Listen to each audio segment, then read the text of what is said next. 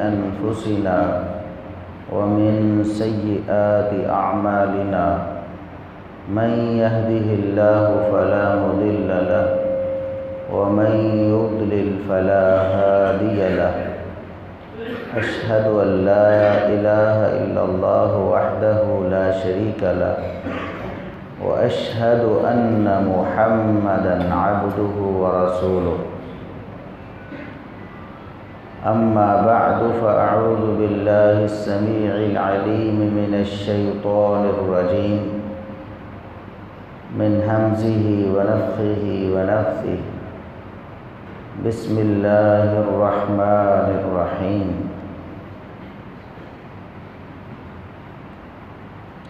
ألا إن أولياء الله لا خوف عليهم ولا هم يحزنون۔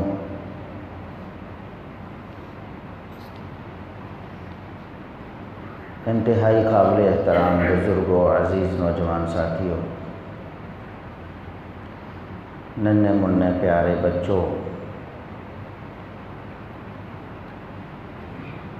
ہمارا دین، ہماری شریعت، ہمارا مذہب کتاب و سنت پر مبنی ہے۔ اللہ رب العزت نے جو فرمایا اور رسول اللہ صلی اللہ علیہ وسلم نے جو بتایا وہ ہمارا دین ہے، ہماری شریعت ہے، اور یہ دین اور شریعت نبی کریم صلی اللہ علیہ وسلم سے صحابہ کرام نے نقل کی ہے۔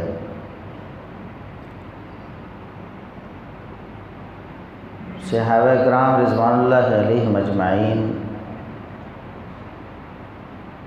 اگر نہ ہوتے تو ہمارے پاس یہ دین نہ ہوتا، اور اگر صحابہ کرام رضوان اللہ علیہم اجمعین کو دین سے نکال دیا جائے تو ہمارے پاس دین نہیں رہتا۔ جن لوگوں نے صحابہ کرام رضوان اللہ علیہم اجمعین کو دین سے نکال دیا ہے ان کے پاس کوئی دین باقی نہیں بچا ہے۔ قرآن کریم صحابہ کرام رضوان اللہ علیہم اجمعین نے ہی ہم تک پہنچایا ہے۔ جو لوگ صحابہ کرام رضوان اللہ علیہم اجمعین کو نہیں مانتے وہ قرآن کریم کو نہیں مانتے۔ یہ کیسے ہو سکتا ہے کہ ایک شخص سیدنا ابو بکر صدیق رضی اللہ عنہ کے ایمان کا انکاری ہو جائے اور پھر وہ کہے کہ میں اس قرآن کو مانتا ہوں جو ابو بکر صدیق رضی اللہ عنہ نے جمع کروایا تھا؟ یہ کیسے ہو سکتا ہے کہ ایک شخص یہ کہے کہ میں عمر فاروق رضی اللہ عنہ کے ایمان کو نہیں مانتا، پھر وہ کہے کہ میں اسی قرآن کو مانتا ہوں جس کو جمع کرنے کا مشورہ عمر بن خطاب رضی اللہ عنہ نے دیا تھا؟ جو شخص یہ کہتا ہے کہ میں سیدنا عثمان بن عفان رضی اللہ عنہ کو نہیں مانتا، وہ یہ کیسے کہہ سکتا ہے کہ میں اس قرآن کو مانتا ہوں جس کے نسخے اور مصاحف تیار کروا کے عثمان بن عفان رضی اللہ عنہ نے پوری دنیا میں پہنچائے تھے؟ اسی طرح جو شخص صحابہ کرام رضوان اللہ علیہم اجمعین کے ایمان میں شک کرتا ہے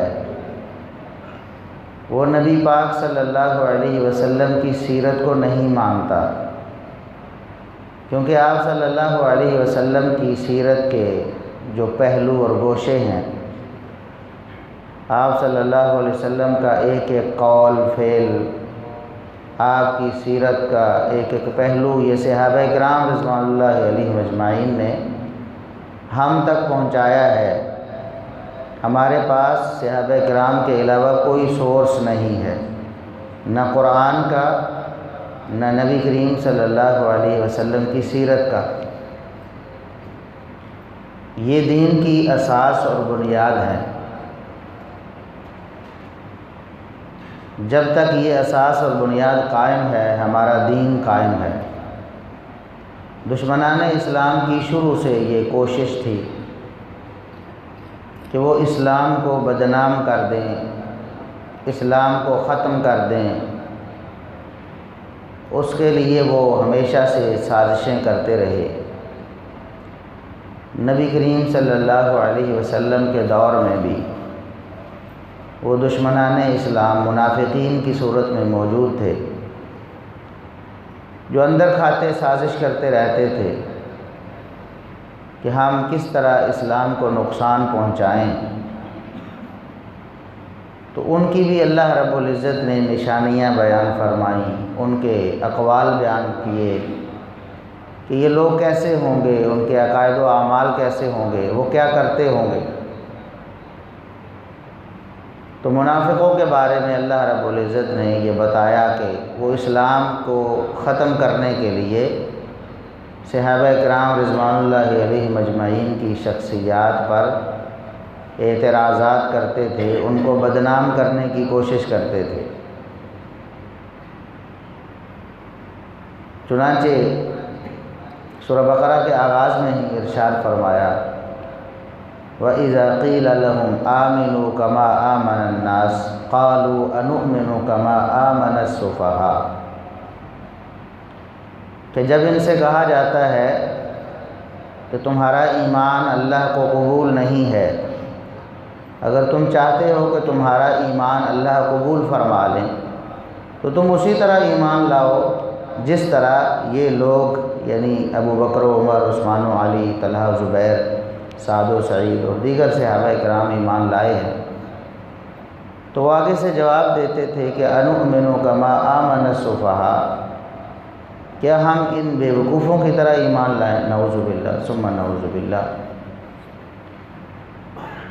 یعنی صحابہ کرام رضوان اللہ علیہم اجمعین کے خلاف زبان درازی کرنا یہ منافقوں کا کام تھا،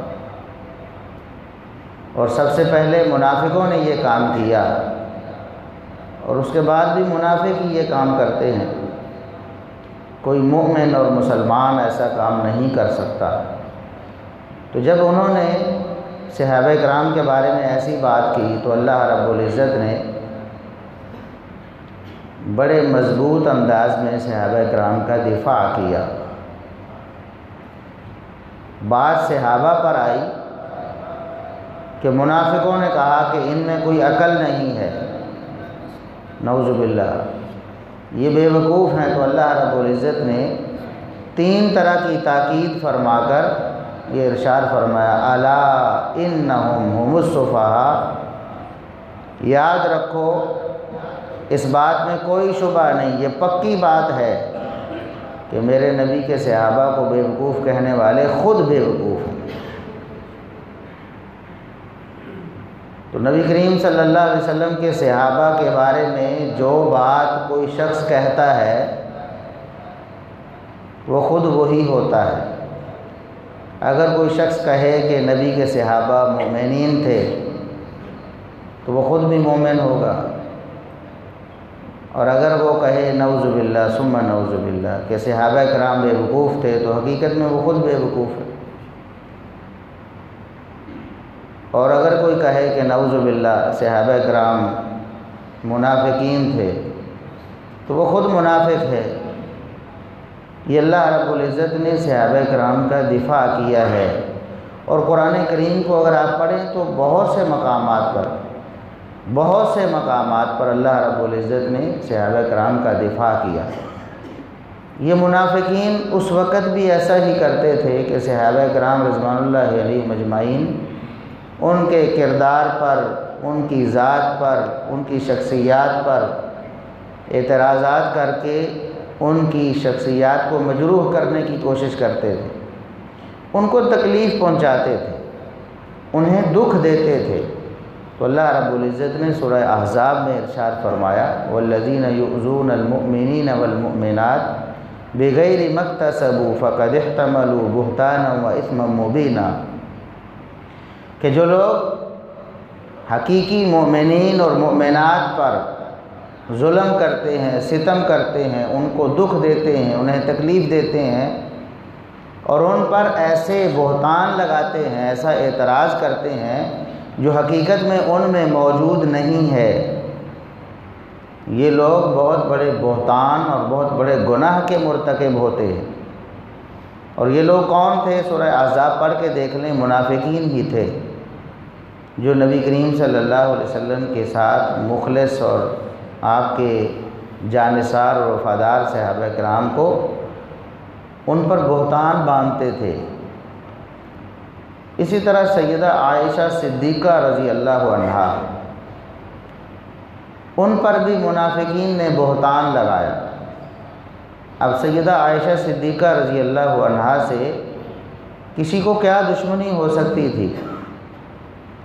دشمنی کی ایک ہی وجہ تھی، وہ وجہ کیا تھی کہ وہ نبی اکرم صلی اللہ علیہ وسلم کی زوجہ محترمہ تھی۔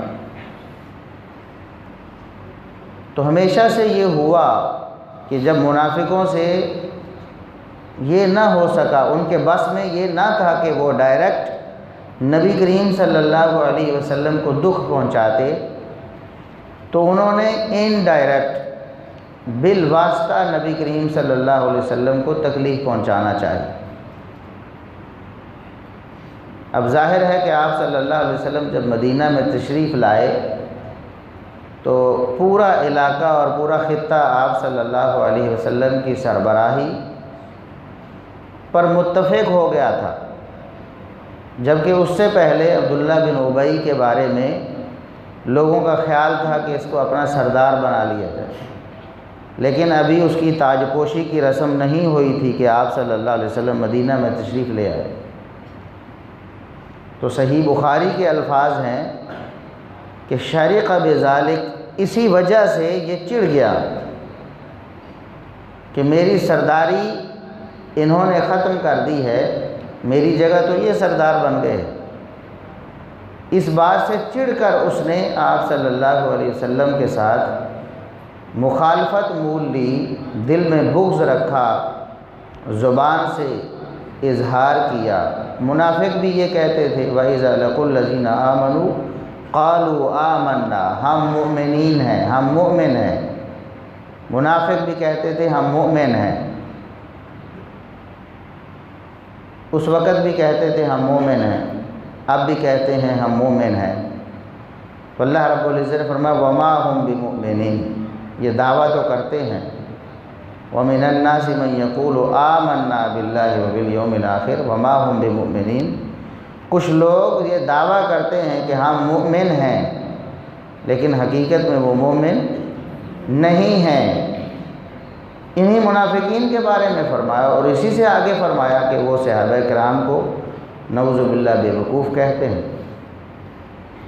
تو اللہ رب العزت نے مضبوط دفاع کیا صحابہ کرام رضوان اللہ علیہم اجمعین کا، اور سیدہ عائشہ صدیقہ رضی اللہ عنہا سے بھی ان کی کیا دشمنی ہو سکتی تھی؟ کسی کی بھی کیا ہو سکتی تھی؟ ایک خاتون خانہ ہیں، وہ اپنے گھر میں رہنے والی، کسی غیر سے ان کا کیا تعلق ہو سکتا ہے؟ کسی سے کوئی لین دین نہیں، کسی سے کوئی معاملہ نہیں کہ کوئی دشمنی پر اتر آئے۔ دشمنی کی وجہ صرف یہ ہے کہ وہ نبی کریم صلی اللہ علیہ وسلم کی زوجہ محترمہ ہیں۔ تو انہوں نے، منافقوں نے دیکھا کہ ہم ڈائریکٹ آپ صلی اللہ علیہ وسلم کو برا نہیں کہہ سکتے، تو لہٰذا آپ صلی اللہ علیہ وسلم کو دکھ دینے کی ایک صورت یہ ہے کہ آپ کی زوجہ محترمہ کے بارے میں ایسی بات کی جائے، ظاہر ہے آپ دکھی ہوں گے۔ اور ایسا ہوا، جب ایسی باتیں ہوئیں تو نبی کریم صلی اللہ علیہ وسلم بہت زیادہ دکھی ہوئے، بہت زیادہ پریشان ہوئے، بہت زیادہ آپ صلی اللہ علیہ وسلم کو دکھ پہنچا کہ میری بیوی کے بارے میں ایسی ایسی باتیں کی جا رہی، ماحول معاشرے میں یہ باتیں پھیلائی جا رہی۔ پھر اللہ رب العزت نے 10 آیات سورہ نور کی نازل فرمائی، جن میں سیدہ عائشہ صدیقہ رضی اللہ عنہا کی طہارت اور پاکیزگی کو بیان کیا۔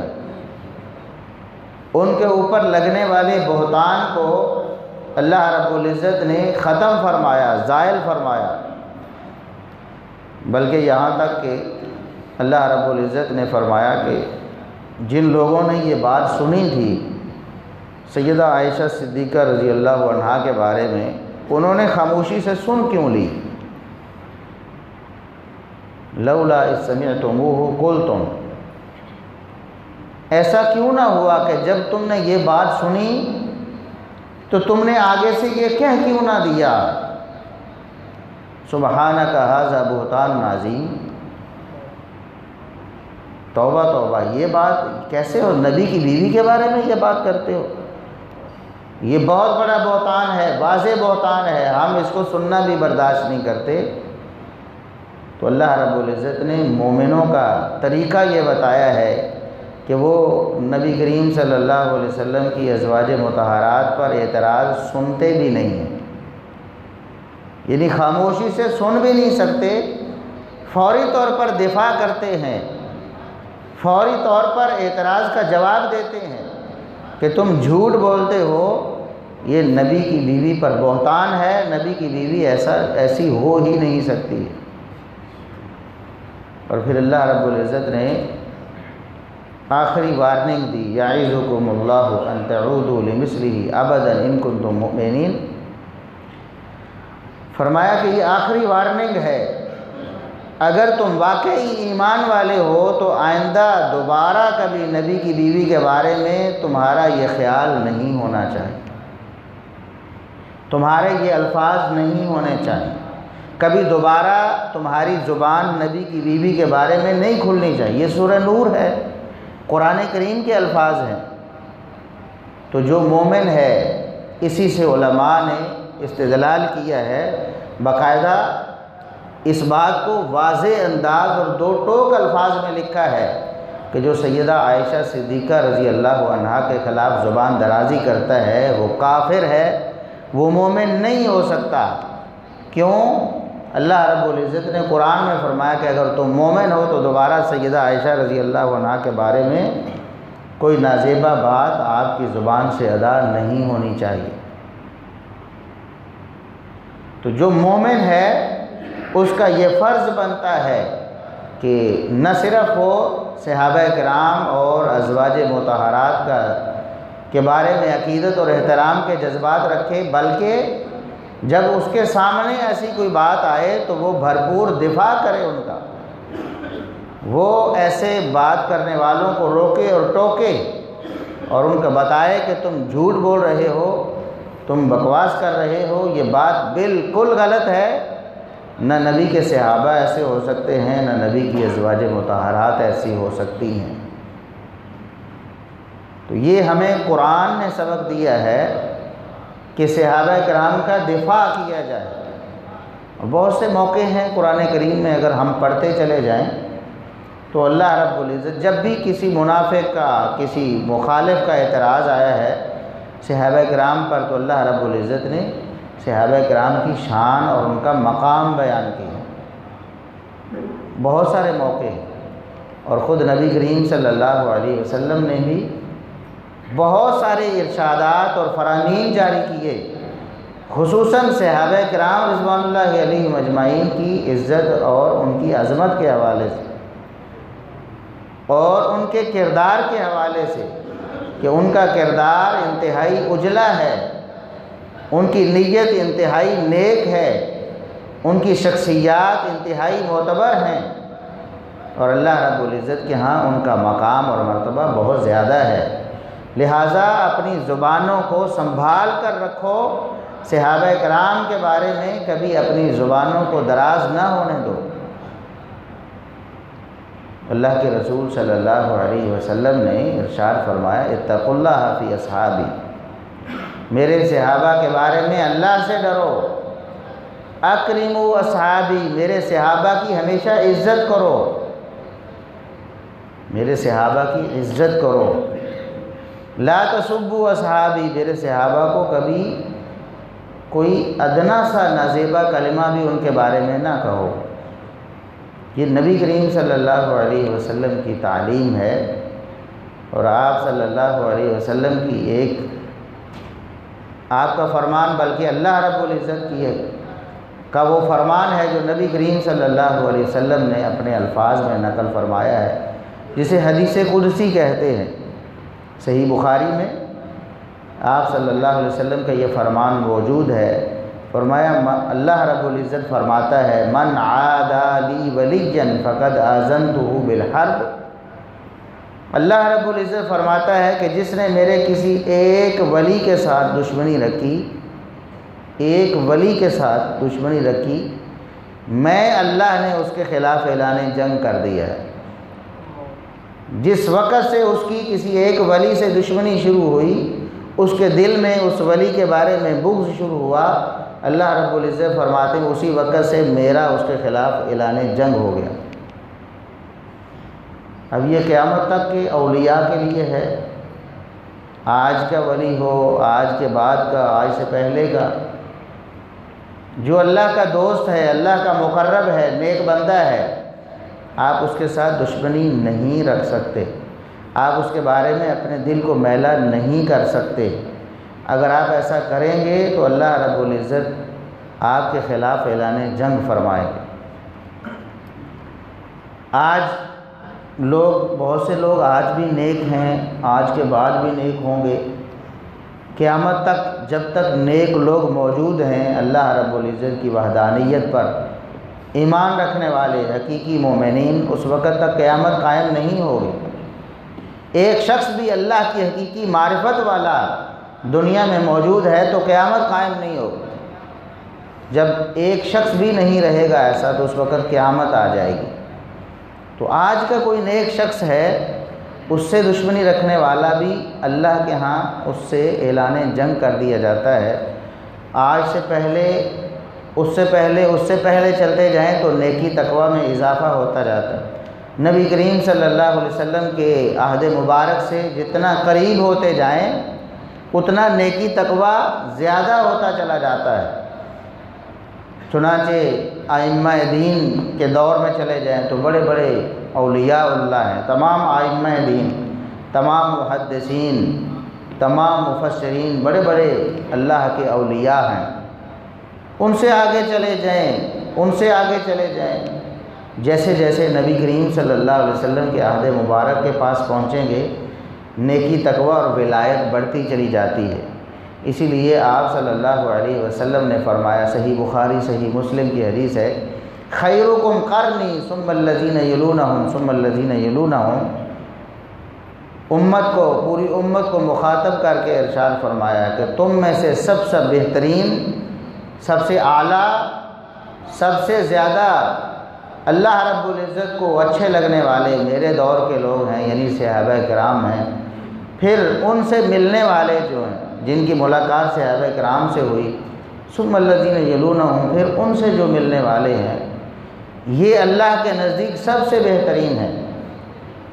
یہ نبی کریم صلی اللہ علیہ وسلم نے بتایا۔ تو سب سے بڑے اولیاء اللہ نبی کریم صلی اللہ علیہ وسلم کے دور کے لوگ یعنی صحابہ کرام ہیں، ان کے بعد تابعین ہیں، ان کے بعد تبع تابعین ہیں، یہ سب سے بڑے اولیاء اللہ ہیں۔ آج کے کسی ولی سے دشمنی رکھنا اللہ کا اعلان جنگ ہو جاتا ہے، اور اگر کوئی سب سے بڑے اولیاء اللہ سے دشمنی رکھے اور آج کے ولی کے بارے میں آپ کا حسن ظن ہے، میں دیکھتا ہوں کہ ایک شخص بہت بڑا نمازی ہے، بہت بڑا حاجی ہے، بہت سخاوت کرنے والا ہے، بڑی عبادات کرنے والا ہے، بڑا نیک آدمی ہے، یہ میرا خیال ہے، میرا حسن ظن ہے اس کے بارے میں، یہ میری آبزرویشن ہے، یہ میرا مشاہدہ ہے، جو غلط بھی ہو سکتا ہے، کہ بظاہر کچھ ہو، حقیقت میں کچھ ہو، ایسا ہو سکتا ہے، میرا مشاہدہ غلط ہو سکتا ہے، لیکن میں اپنے مشاہدے کے مطابق جس کو نیک سمجھتا ہوں اس سے میں بغض نہیں رکھ سکتا، کیونکہ اس سے اللہ کا اعلان جنگ ہو جائے گا۔ اور ان کے بارے میں کیا خیال ہے جن کی ولایت کا اعلان اللہ نے قرآن میں کر دیا، جن کے بارے میں اللہ نے فرمایا کہ یہ میرے ولی ہیں، یہ میرے دوست ہیں، جن کے ایمان کا اعلان اللہ رب العزت نے قرآن میں کر دیا۔ اولئک هم المؤمنون حقا، حقیقی مومن اگر کسی نے دیکھنے ہوں تو یہ ہیں، یہ حقیقی مومن ہیں۔ اللہ رب العزت نے ان کی کامیابی کا اعلان کر دیا، اولئک هم المفلحون، کامیاب اگر کوئی ہیں تو یہ لوگ ہیں، یہ کامیاب ہیں۔ اللہ رب العزت نے انہیں اپنا گروہ قرار دی، اولئک حزب اللہ، یہ اللہ کا لشکر ہے، یہ اللہ کا گروہ ہے۔ اور اللہ رب العزت نے ان کو راہ راست پر قرار دیا، اولئک هم الراشدون، اگر کوئی راہ راست پر دیکھنے ہیں تو یہ لوگ ہیں، اولئک هم الراشدون، یہ وہ لوگ ہیں جنہیں باقی لوگوں کے لیے نمونہ بنا دیا گیا۔ یہ دیکھو ان لوگوں کی طرح، آمنوا کما آمن الناس، اس وقت بھی وہ لوگ نمونہ تھے، اور بعد والوں کے لیے فَإِنْ آمَنُوا بِمِثْلِ مَا آمَنْتُمْ بِهِ فَقَدِ اهْتَدَوْا، صحابہ کرام کو اللہ رب العزت نے مخاطب فرمایا کہ اگر لوگ تمہارے ایمان کی طرح ایمان لائیں گے تو تب ہدایت پر ہوں گے، وَإِنْ تَوَلَّوْا فَإِنَّمَا هُمْ فِي شِقَاقٍ، اور اگر وہ تمہارے راستے سے پھر گئے، تمہارا راستہ انہوں نے چھوڑ دیا تو پھر گمراہی میں۔ تو ایسے لوگوں سے اگر کوئی شخص دشمنی رکھ لیتا ہے، ایسے لوگوں کے بارے میں اپنے دل کو میلا کر لیتا ہے، ایسے لوگوں سے بغض رکھ لیتا ہے، اور ایسے لوگوں کے بارے میں زبان کو دراز کر لیتا ہے، اور ایسے لوگوں کو ہدف تنقید بنا لیتا ہے، تو پھر آپ خود ہی سوچیں کہ اللہ رب العزت اس سے کتنی زیادہ دشمنی رکھ لیتا ہے، ان کے خلاف اللہ کا اعلان جنگ ہو جاتا ہے، کیونکہ وہ تو کنفرم ایمان والے ہیں، وہ کنفرم اولیاء اللہ ہیں، وہ کنفرم جنتی ہیں۔ ان لوگوں کی شان اور ان کے مقام کا کیا عالم ہے کہ دنیا میں موجود ہیں، زمین پر چلتے پھرتے ہیں تو اللہ اعلان کر دیتا ہے کہ یہ جنتی ہیں۔ وَكُلًّا وَعَدَ اللَّهُ الْحُسْنَى، یہ اللہ رب العزت نے قرآن کریم میں فرمایا، سورہ حدید میں۔ ایمان لانے میں تفاوت موجود ہے، کوئی پہلے ایمان لایا، کوئی بعد میں ایمان لایا۔ کسی نے نبی کریم صلی اللہ علیہ وسلم کا ساتھ زیادہ پا لیا، کسی نے کم پا لیا، کسی نے مال پہلے خرچ کر لیا، کسی نے بعد میں خرچ کر لیا، کسی نے جان پہلے قربان کر دی، کسی نے بعد میں قربان کر دی، کسی نے جہاد پہلے کر لیا، کسی نے بعد میں کر لیا۔ آپس میں فرق مراتب ضرور ہے، لیکن وَكُلًّا وَعَدَ اللَّهُ الْحُسْنَى، ایک بار سب کے ساتھ برابر ہے کہ اللہ رب العزت نے سب کو جنت کا وعدہ دے دیا۔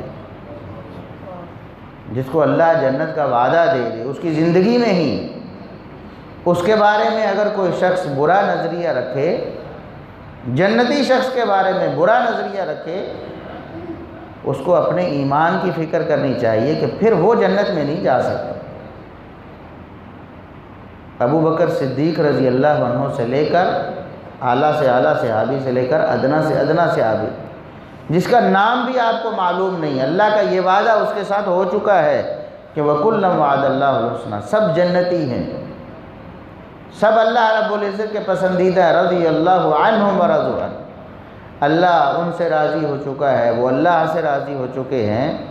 جس پر اللہ راضی ہے، آپ اس سے ناراض ہوتے ہیں تو حقیقت میں آپ اللہ سے ناراض ہوتے ہیں کہ اللہ ان سے راضی کیوں ہو گیا۔ یہ آپ کی ناراضگی حقیقت میں اللہ سے ہے۔ اگر آپ یہ نظریہ رکھتے ہیں کہ فلاں ایسا ہے، فلاں ایسا ہے، فلاں ایسا ہے، اللہ رب العزت فرما چکا ہے کہ اللہ ان سے راضی ہو گیا ہے۔ جن سے اللہ راضی ہو گیا ہے، آپ کو بھی ان سے راضی ہونا ہوگا۔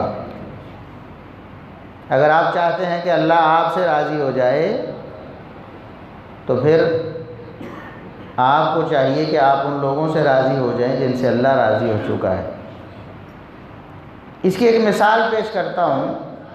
نبی کریم صلی اللہ علیہ وسلم کی ازواج مطہرات نے ایک دن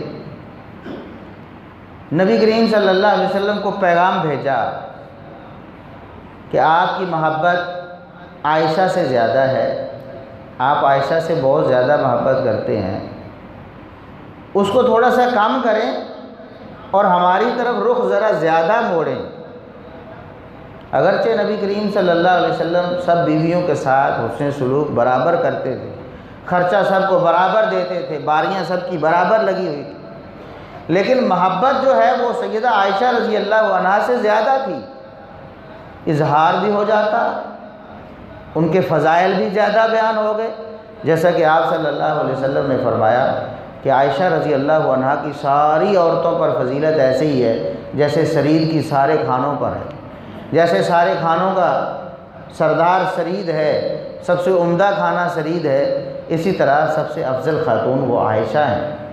اس طرح کی باتیں ہوتی تھیں، تو ازواج مطہرات جو باقی تھیں انہوں نے کہا کہ ہم پیغام بھیجتی ہیں، اور پیغام بھیجنے کے لیے انتخاب کیا سیدہ فاطمہ الزہرا رضی اللہ عنہا۔ نبی کریم صلی اللہ علیہ وسلم کی لخت جگر ہیں، آپ کی بڑی پیاری بیٹی ہیں، آپ صلی اللہ علیہ وسلم ان کی بات نہیں موڑیں گے، تو ان کے ذریعے پیغام بھیجیں۔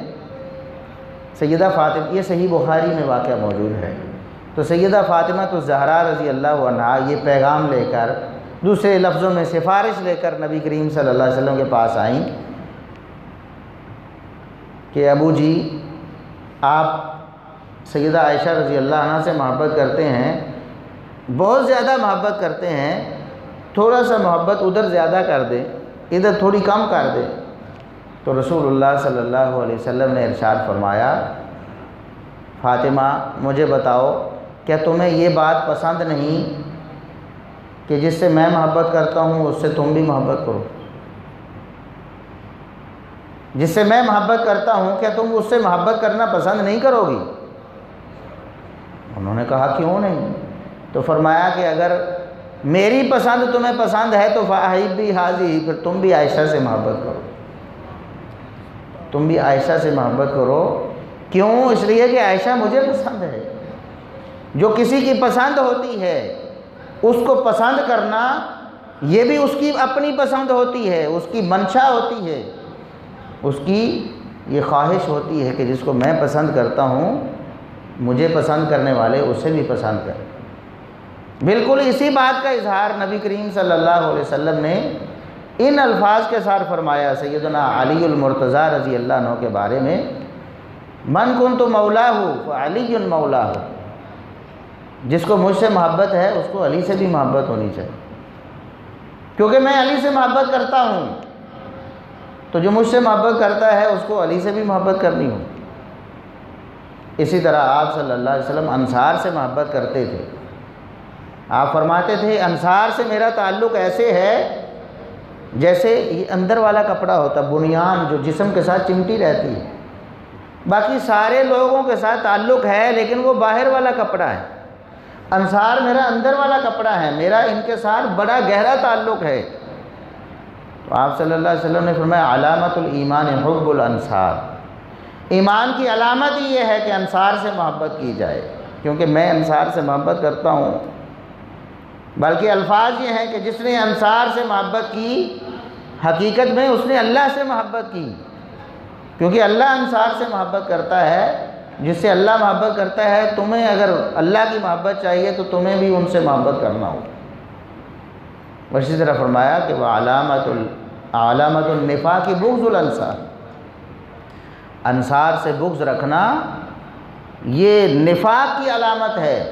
اور سیم یہی الفاظ سیدنا علی المرتضیٰ رضی اللہ عنہ کے بارے میں فرمایا، لا يحبک الا مؤمن ولا یبغضک الا منافق، علی رضی اللہ عنہ سے محبت مومن ہی رکھے گا، یعنی مومن کو لازمی محبت رکھنا ہوگی علی رضی اللہ عنہ سے، اور جو علی رضی اللہ عنہ سے نفرت اور بغض رکھے گا وہ منافق ہوگا، اس کے اندر تو نفاق ہے، کیونکہ اگر ایمان ہے محمد الرسول اللہ صلی اللہ علیہ وسلم پر تو آپ کی محبت اس کو وہ اپنی محبت کیوں نہیں بناتی؟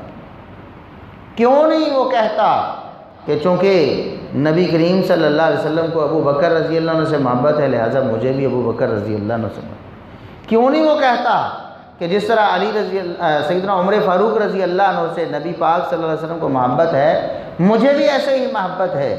کیوں نہیں وہ یہ بات مانتا کہ عثمان بن عفان رضی اللہ عنہ سے جس طرح نبی کریم صلی اللہ علیہ وسلم محبت کرتے مجھے بھی اس طرح محبت ہے؟ کیوں نہیں وہ مانتا کہ علی المرتضیٰ رضی اللہ عنہ سے مجھے اسی طرح محبت ہونی چاہیے جس طرح نبی کریم صلی اللہ علیہ وسلم کو ان سے تھی؟ کیوں نہیں وہ کہتا کہ میں بھی سیدنا معاویہ رضی اللہ عنہ سے اسی طرح راضی ہوں جس طرح نبی کریم صلی اللہ علیہ وسلم ان سے راضی تھے۔ آپ صلی اللہ علیہ وسلم ان کے لیے دعائیں فرماتے تھے اور لمبی لمبی دعائیں ان کے بارے میں ثابت ہیں، تو کیوں نہیں میں ان سے محبت کرتا جن کو نبی کریم صلی اللہ علیہ وسلم نے جنت کی بشارتیں سنا دیں۔ فرمایا اول جیش من امتی یغزون البحر قد اوجبوا، سب سے پہلا لشکر میری امت کا جو غزوہ بحر کرے گا، یعنی سمندر پار کر کے جا کے اسلام کے جھنڈے گاڑے گا، ان سب نے اپنے لیے جنت الاٹ کروا لی، اور ان کے سپہ سالار ہیں سیدنا معاویہ رضی اللہ عنہ۔ اسی طرح دیگر صحابہ کرام ہیں، کس کس کا نام لیا جائے کہ نبی کریم صلی اللہ علیہ وسلم نے ان کے ایمان کی گواہیاں دی۔ سیدنا ابو موسیٰ اشعری رضی اللہ عنہ، آپ صلی اللہ علیہ وسلم میں مؤمن منیب، یہ اللہ سے بڑا گہرا تعلق رکھنے والے مومن ہیں۔ آج لوگ ان کو گالیاں دیتے ہیں، اپنا سمجھتے ہیں کہ یہ ہمارا ایمان ہے کہ ان کو ہم برا بھلا کہا۔ عمر بن عاص رضی اللہ عنہ نبی کریم صلی اللہ علیہ وسلم کے اتنے جلیل القدر صحابی کہ آپ صلی اللہ علیہ وسلم نے یہ ارشاد فرمایا ابن العاص مؤمنان ہشام و عمر، کہ عاص کے دونوں بیٹے پکے مومن ہیں، مخلص مومن ہیں، ہشام بن العاص اور عمر بن العاص۔ آج لوگ نعوذ باللہ ان کو گالیاں دیتے ہیں، ان کا نام بگاڑا عمرو، حالانکہ وہ عمر کے آگے واو لگتی ہے عربی میں تو عمر پڑھا جاتا ہے، لکھنے میں آخر میں واو ہوتی ہے، پڑھنے میں نہیں ہوتی، اس کو عمر پڑھا جاتا ہے عمر، لیکن اس کو ظالموں نے بدبختوں نے عمرو بنا کر اور آگے عیار کا لفظ لگا کر کہانیاں بنائی۔ بچپن میں ہم پڑھتے رہے ہیں کہانیاں، ہمیں پتہ ہی نہیں تھا کہ اصل میں کہانی کروائی کیا جا رہی ہے۔ حقیقت میں نبی کریم صلی اللہ علیہ وسلم کے ایک جلیل القدر صحابی کو ایک برا کردار بنا کر اس پہ افسانے اور اس پہ کہانیاں لکھی جا رہی ہیں، نعوذ باللہ ثم نعوذ باللہ۔ تو ایسے لوگ کیا سمجھتے ہیں کہ نبی کریم صلی اللہ علیہ وسلم جن کے ایمان کی گواہی دیتے ہیں ان کو بے ایمان کہہ کر کیا یہ خود ایماندار رہ جائیں گے؟ کیسے ہو سکتا ہے؟ یہ ممکن ہی نہیں ہے۔ تو صحابہ کرام رضوان اللہ علیہم اجمعین کے بارے میں اپنے آپ کو حساس بنائیں۔ یہ قرآن کا بھی مطالبہ ہے، جیسا کہ میں نے بتایا، قرآن کہتا ہے کہ جو صحابہ کرام کے بارے میں بدتمیزی کرتا ہے لوٹا کے مارو اس کے منہ پر، اس کے منہ پر لوٹا کے مارو، جس طرح قرآن نے لوٹا کے مارا۔ انہوں نے کہا صحابہ بے وقوف، فرمایا الا انہم هم السفہاء، تم بے وقوف ہو، نبی کے صحابہ ایسے نہیں۔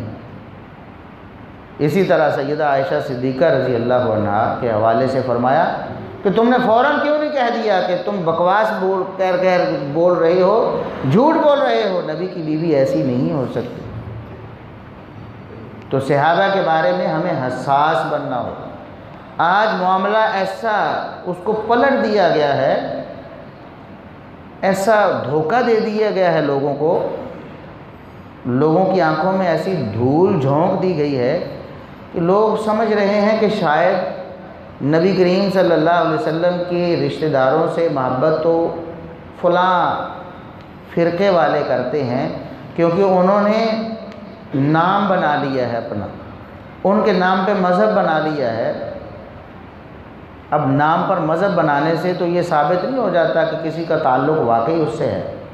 اگر نام پہ مذہب بنانا ہے اور اسی میں یہ بات اس بات کا ثبوت ہے کہ اس کا سب سے زیادہ تعلق ہے، تو پھر عیسیٰ علیہ السلام کے ٹھیکیدار تو عیسائی ہوئے کہ انہوں نے اپنا نام ہی عیسیٰ علیہ السلام کے، اپنا مذہب ہی عیسیٰ علیہ السلام کے نام پہ بنایا۔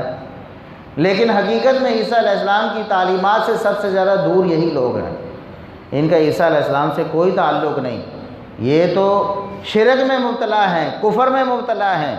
عیسیٰ علیہ السلام کو الہ کہہ کر انہوں نے اپنے آپ کو کافر بنا لیا۔ لقد کفر الذین قالوا ان اللہ هو المسیح ابن مریم، جنہوں نے عیسیٰ بن مریم علیہ السلام کو الہ کہا وہ کافر ہو گئے۔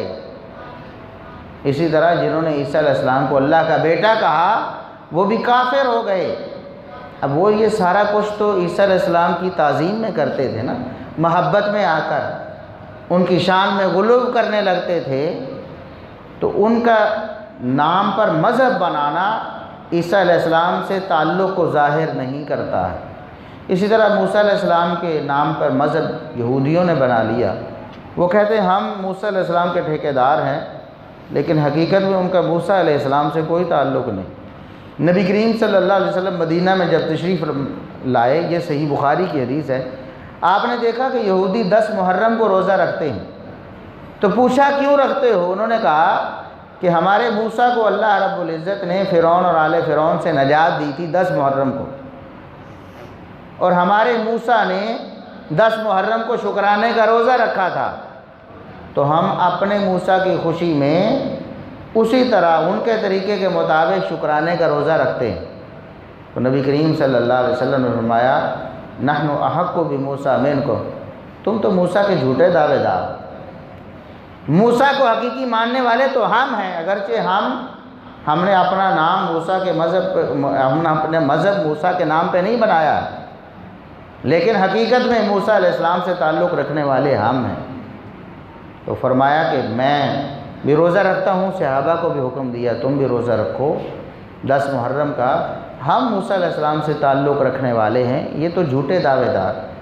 اسی طرح جو مشرکین مکہ تھے وہ ابراہیم علیہ السلام سے تعلق کے دعوے دار، اپنے آپ کو ابراہیمی کہتے تھے، تو قرآن نے اس کا بھی رد فرمایا ان اول الناس بابراہیم، ابراہیم علیہ السلام سے حقیقی تعلق تو ان لوگوں کا ہے۔ نبی کریم صلی اللہ علیہ وسلم کو اور آپ کے صحابہ کا تعلق ہے، یہ مشرکین مکہ تو جھوٹا دعویٰ کرتے ہیں ابراہیم علیہ السلام۔ ابراہیم علیہ السلام کو نعوذ باللہ مشرک تھوڑے تھے، یہ شرک کر کے اپنے آپ کو ابراہیم سے منسوب کرتے ہیں، ان کا یہ دعویٰ قابل قبول نہیں ہے۔ بالکل ایسے ہی اہل بیت کا نام بعض لوگوں نے ہائی جیک کیا، اس کو استعمال کیا اور لوگوں کو دھوکہ دینے کی کوشش کی کہ ہم اہل بیت کو ماننے والے ہیں۔ ہم کہتے ہیں حقیقت میں ان کا اہل بیت سے کوئی تعلق نہیں، نہ عقیدہ اہل بیت والا، نہ عمل اہل بیت والا، نہ منہج اہل بیت والا، کچھ بھی اہل بیت والا نہیں ہے، صرف نام استعمال کیا، اور اہل بیت نے بھی اہل بیت کے اس حصے کا انکار کر دیا جن کو قرآن نے اہل بیت کہا۔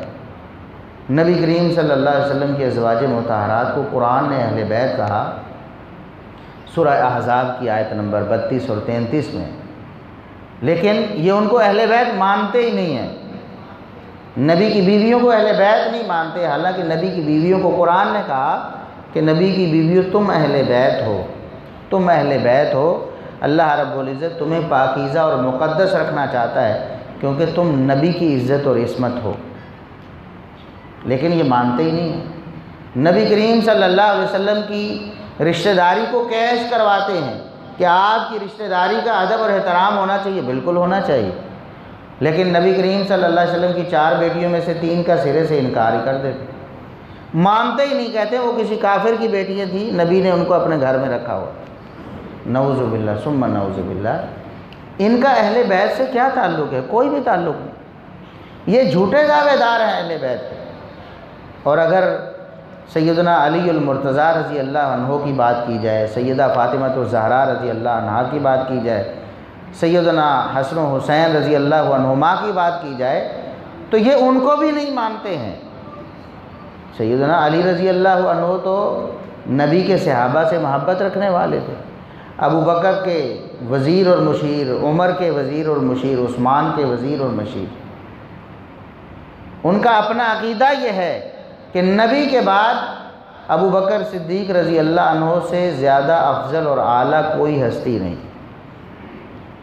ہماری کتابوں میں بھی درج ہے، صحیح بخاری میں ان کے بیٹے محمد بن حنفیہ نے پوچھا ای الناس خیر بعد رسول اللہ صلی اللہ علیہ وسلم، نبی کریم صلی اللہ علیہ وسلم کے بعد سب سے بہترین ہستی کون سی ہے؟ اب یہاں یہ وضاحت ضروری ہے، اس بات میں کوئی ابہام نہیں تھا اس دور میں کہ بیٹے نے اس لیے پوچھ لیا ہو کہ پتہ نہیں، خود اس روایت میں بھی یہ بات واضح ہے، انہیں بھی پتہ تھا، صحابہ کرام کا بالعموم یہی عقیدہ تھا۔ سیدنا عبداللہ ابن عمر رضی اللہ عنہما، یہ ان کا فرمان صحیح بخاری میں موجود ہے کہ ہم نبی صلی اللہ علیہ وسلم کے عہد مبارک میں صحابہ کرام کے درجے متعین کرتے تھے کہ سب سے اعلیٰ کس کا درجہ ہے، پہلا نمبر کس کا ہے، دوسرا کس کا ہے، تیسرا کس کا ہے، تو پہلا نمبر ہم ابو بکر کو دیتے نبی کی موجودگی میں۔ جب وحی نازل ہوتی تھی، اگر کوئی غلطی ہوتی تو اللہ وحی نازل کر کے اپنے نبی کو بتاتا کہ اپنے صحابہ کو بتاؤ کہ یہ بات غلط ہے، تم نے غلطی کی ہے۔ اس دور میں، وحی کے نزول کے دور میں، نبی کی موجودگی میں کہتے ہم ابو بکر کو پہلا نمبر دیتے، عمر کو دوسرا، عثمان کو تیسرا نمبر دیتے تھے۔ یہ صحابہ کرام کا عقیدہ تھا۔ یہی عقیدہ علی رضی اللہ عنہ کے بیٹے کا بھی تھا، محمد بن حنفیہ کا۔ لیکن انہوں نے کہا کہ میں نے پوچھ لیا کہ ابا جی مجھے بتائیں کہ رسول اللہ صلی اللہ علیہ وسلم کے بعد سب سے بہترین کون ہے، تاکہ آپ کی رائے بھی لوگوں کے سامنے آ جائے۔ تو انہوں نے کہا کہ ابو بکر، نبی پاک صلی اللہ علیہ وسلم کے بعد سب سے بہترین تو ابو بکر ہیں۔ یہ صحیح بخاری کے الفاظ ہیں۔ علی المرتضیٰ رضی اللہ عنہ نے فرمایا۔ میں نے پوچھا ثم من، پھر کون، دوسرا نمبر کس کا ہے؟ تو سیدنا علی المرتضیٰ رضی اللہ عنہ نے فرمایا کہ عمر بن خطاب کا ہے دوسرا نمبر، اور کس کا ہے؟ تو محمد بن حنفیہ کہتے ہیں کہ مجھے پتا تھا کہ اگر میں نے اب پوچھا کہ پھر تیسرا کس کا ہے تو جواب میں آنا ہے کہ عثمان بن عفان ہے تیسرے۔ یہ مجھے پتا تھا۔ محمد بن حنفیہ کیا کہتے ہیں؟ مجھے پتا تھا پوچھنے سے پہلے ہی کہ میں نے اپنے والد گرامی سے اگر پوچھا کہ ابو بکر کے بعد عمر، عمر کے بعد کون ہے، تو انہوں نے کہنا ہے عثمان۔ تو میں نے سوال بدل دیا کہ شاید سوال بدلنے سے جواب بدل جائے، تو میں نے پھر یہ نہیں کہا کہ پھر تیسرا کس کا ہے، بلکہ میں نے کہہ دیا پھر تیسرا تو آپ کا ہی ہے نا، ابو بکر، عمر، پھر آپ کا ہی درجہ بنتا ہے۔ تو علی المرتضیٰ رضی اللہ عنہ نے انکار کر دیا، فرمایا ما انا الا رجل من المسلمین۔ تم چاہتے ہو کہ میں عثمان کی جگہ اپنے آپ کو کر لوں کہ میں تیسرا ہوں؟ نہیں۔ اور یہ بات صرف اہل سنت کی کتابوں میں نہیں ہے، بلکہ اہل تشیع کی معتبر کتابوں میں علی رضی اللہ عنہ کا خطبہ درج ہے، اور اس خطبے کے پہلے الفاظ ہی یہی ہیں، اور اس خطبے کو کہتے ہیں کہ 14 کم از کم 14 شاگردوں نے نقل کیا ہے علی رضی اللہ عنہ سے۔ ان کے 14 شاگردوں نے اس خطبے کو نقل کیا، سب نے بالاتفاق یہ الفاظ نقل کیے کہ علی رضی اللہ عنہ نے ایک دن خطبہ دیا اور اس میں ارشاد فرمایا خیر هذه الامة بعد نبیها ابو بکر و عمر۔ اس امت میں نبی کے بعد سب سے بہترین ابو بکر ہیں اور عمر ہیں۔ لیکن لوگ انہی کے خلاف بدزبانی کر کے کہتے ہیں کہ ہم علی رضی اللہ عنہ کو مانتے ہیں۔ یہ علی رضی اللہ عنہ کو نہیں مانتے، اگر ان کو مانتے ہوں تو ان کا فرمان بھی مانیں۔ اور پھر یہ سیدہ عائشہ رضی اللہ عنہا پر زبان درازی کر کے کہتے ہیں کہ ہم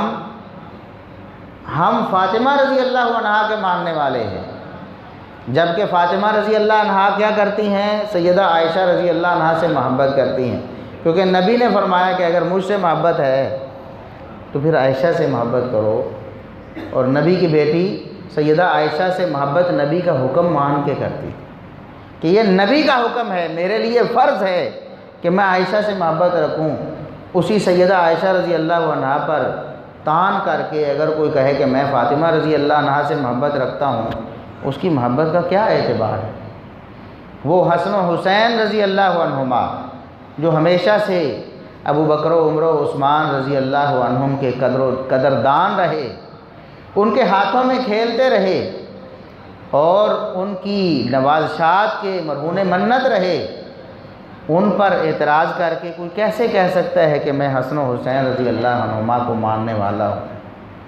پھر جھوٹ گھڑے گئے۔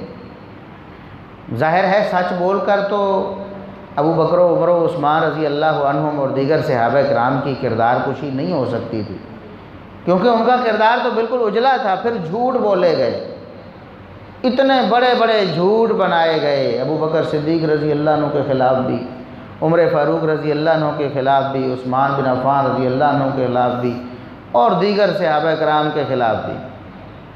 ابو بکر صدیق رضی اللہ عنہ کے بارے میں کہہ دیا کہ انہوں نے سیدہ فاطمہ رضی اللہ عنہا کا حق مارا تھا، نبی کی وراثت جو ان کی بیٹی کو ملنی تھی وہ غصب کر لی تھی۔ اور بتاؤ کیا ابو بکر صدیق رضی اللہ عنہ اپنے گھر لے گئے تھے وہ وراثت اٹھا کے؟ کوئی بات کرنے والی کرے نا۔ ابو بکر صدیق رضی اللہ عنہ وہ ہیں کہ نبی کریم صلی اللہ علیہ وسلم نے پہلے سے ہی ان کا دفاع کر رکھا ہے۔ آپ صلی اللہ علیہ وسلم نے ایک موقع پر فرمایا، صحیح بخاری کے الفاظ ہیں، ان من امن الناس علیہ فی صحبتہ و مالہ ابا بکر، اس کائنات میں ابو بکر سے بڑا میرے اوپر احسان کرنے والا کوئی نہیں ہے۔ جتنے احسانات ابو بکر نے کیے ہیں اپنا ساتھ دینے میں اور مال دینے میں، اتنے کسی نے نہیں کیے ہیں۔ ابو بکر تو وہ ہیں کہ نبی جن کے احسان مند ہیں کہ انہوں نے اپنا مال میری خاطر خرچ کر دیا ہے، ان کے بارے میں کہنا کہ انہوں نے غصب کر لیا، کیا غصب کر لیا؟ وراثت اگر بنتی، نبی کی وراثت اگر انبیاء کی وراثت ہوتی تو پھر نبی کریم صلی اللہ علیہ وسلم کی بیویاں بھی تو وارث ہوتی نا، بیٹی بھی وارث تھی، بیویوں کو بھی 8واں حصہ ملنا تھا، تو وہ 8واں حصہ تو سیدنا ابوبکر رضی اللہ عنہ کی بیٹی عائشہ کو بھی ملنا تھا، وہ عمر فاروق رضی اللہ عنہ کی بیٹی سیدہ حفصہ رضی اللہ عنہ کو بھی ملنا تھا۔ تو اگر انہوں نے حق مارا ہے تو گویا اپنی بیٹیوں کا حق مارا ہے، کیونکہ نبی کی بیٹی کو ملتا تو ان کی بیٹیوں کو بھی ملتا، لیکن انہوں نے تو نبی کریم صلی اللہ علیہ وسلم کے فرمان پر عمل کیا ہے کہ نبی پاک صلی اللہ علیہ وسلم جب فرما کر گئے ہیں کہ انبیاء کی وراثت نہیں ہوتی، انبیاء جو چھوڑ کر چلے جائیں وہ صدقہ ہو جاتا ہے، تو میں نبی کریم صلی اللہ علیہ وسلم کے فرمان کے مطابق اس کو صدقہ ہی رکھوں گا، اس کو وراثت نہیں بنا سکتا۔ عمر فاروق رضی اللہ عنہ پر جھوٹ باندھ دیا کہ انہوں نے سیدہ فاطمہ الزہرا رضی اللہ عنہا کا دروازہ توڑ دیا، ان کا گھر جلا دیا، نعوذ باللہ ان کا حمل گرا دیا۔ اب یہ محرم الحرام میں مصائب پڑے جا رہے ہیں کہ یہ مصائب آئے ہیں اہل بیت پہ، اور یہ جھوٹ گھڑ کر کہ سیدہ فاطمہ الزہرا رضی اللہ عنہا کا حمل گرا دیا گیا، اور روتے ہیں، رلاتے ہیں، لوگوں کے عقیدے خراب کرتے ہیں، حالانکہ اس کی کوئی حقیقت نہیں، بالکل بھی کوئی حقیقت نہیں، بالکل سرے سے پکا چٹا ننگا جھوٹ ہے۔ سیدنا عمر فاروق رضی اللہ عنہ نے نہ کبھی ایسا ارادہ کیا، نہ کبھی ایسا بولا، نہ کبھی ایسا سوچا۔ کیسے سوچ سکتے تھے وہ صحابہ کرام جو یہ کہتے ہیں؟ ابو بکر صدیق رضی اللہ عنہ کا یہ فرمان اسی وراثت کے حوالے سے حدیث کے اندر موجود ہے۔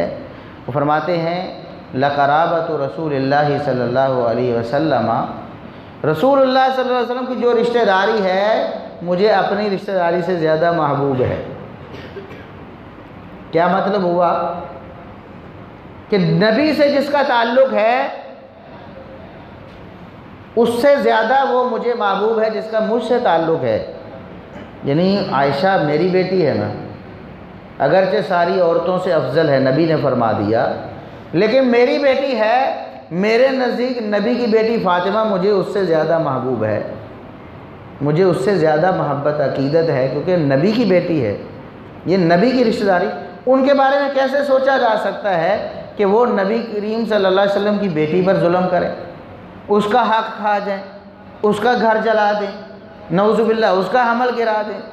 سب جھوٹ بنائے گئے، جھوٹ گھڑ گھڑ کر لوگوں میں پھیلائے گئے، کوئی حقیقت نہیں بالکل۔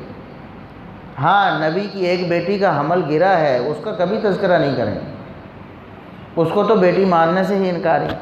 سیدہ زینب رضی اللہ عنہا نبی کریم صلی اللہ علیہ وسلم کی سب سے بڑی بیٹی ہیں، اور نبی کریم صلی اللہ علیہ وسلم جب ہجرت کر گئے، آپ تو یار غار سیدنا ابوبکر صدیق رضی اللہ عنہ کو لے کر رات کی تاریکی میں نکل گئے تھے۔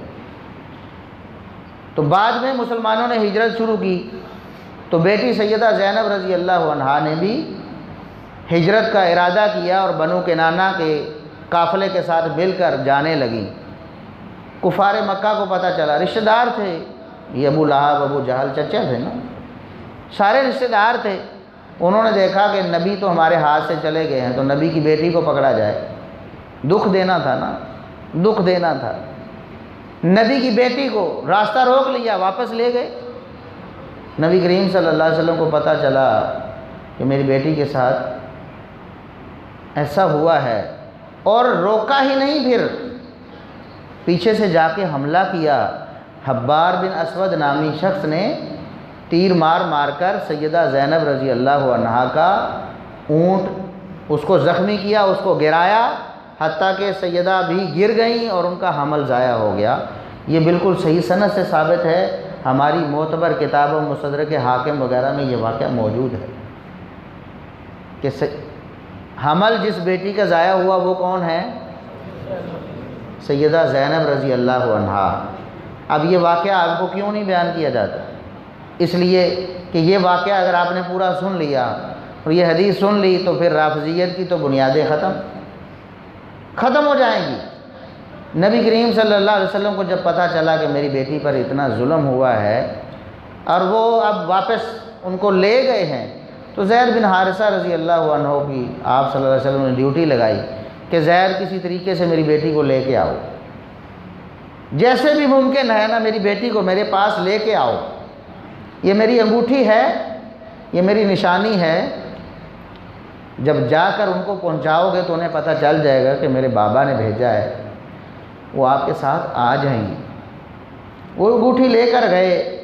اتفاق ایسا ہوا جب مکہ پہنچے وہاں ایک چرواہا بکریاں چروا رہا تھا، اس سے پوچھا کہ کس کی بکریاں چروا رہے ہو؟ اس نے کہا کہ میں زینب کی بکریاں چروا رہا ہوں۔ تو کہا کہ بڑی رازداری کے ساتھ یہ انگوٹھی جا کر ان کو پہنچا دیں۔ وہ انگوٹھی جب سیدہ زینب رضی اللہ عنہا کے پاس پہنچی تو انہوں نے پہچان لی کہ یہ تو میرے بابا کی انگوٹھی ہے، نبی کریم صلی اللہ علیہ وسلم کی انگوٹھی ہے۔ پوچھا کون لے کر آیا ہے اور وہ کہاں ہے؟ بتایا کہ فلاں مقام پر ایک شخص مجھے ملا ہے، اس نے یہ انگوٹھی دی ہے۔ انہیں پتہ چل گیا کہ نبی کریم صلی اللہ علیہ وسلم نے مجھے لینے بھیجا ہے۔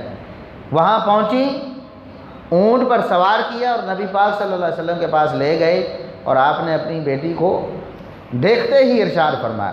یہ الفاظ ہیں، آپ اندازہ کریں کہ رافضیت کس حد تک ہمارے اندر سرایت کر گئی ہے۔ ہمیں نہیں پتہ کہ نبی کی بیٹیوں میں بھی درجات ہیں، اور سب سے افضل بیٹی کون سی؟ آپ سے اگر پوچھ لیا جائے کسی سنی مسلمان سے بھی، اس کا جواب ہوگا کہ سیدہ فاطمہ افضل ہے۔ سیدہ فاطمہ رضی اللہ عنہا کا مقام بہت زیادہ، اس سے انکار نہیں۔ جنتی عورتوں کی سردار بھی ہیں، جیسے حسن و حسین رضی اللہ عنہما جنتی نوجوانوں کے سردار ہیں، لیکن افضل نہیں ہیں۔ افضل ابو بکر ہیں، عمر ہیں، عثمان ہیں، علی ہیں، یہ ہے نا چار پہلے، یہ افضل ہے نا۔